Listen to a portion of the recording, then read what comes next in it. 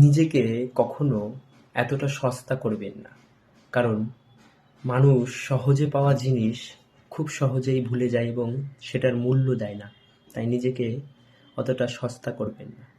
দেখবেন আজকে যদি টাকাটা খুব সহজে আমরা পেয়ে যেতাম, এত কষ্ট না করে, এত সাধনা না করে, তবে টাকাটার দাম কিন্তু আজকে থাকতো না এবং মানুষ টাকাকে সম্মান এবং মূল্য দিত না। কিন্তু টাকাটা উপার্জন করতে প্রচুর কষ্ট করতে হয় সবারই।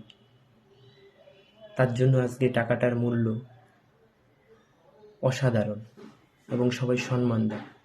এবং সেই টাকাটা যদি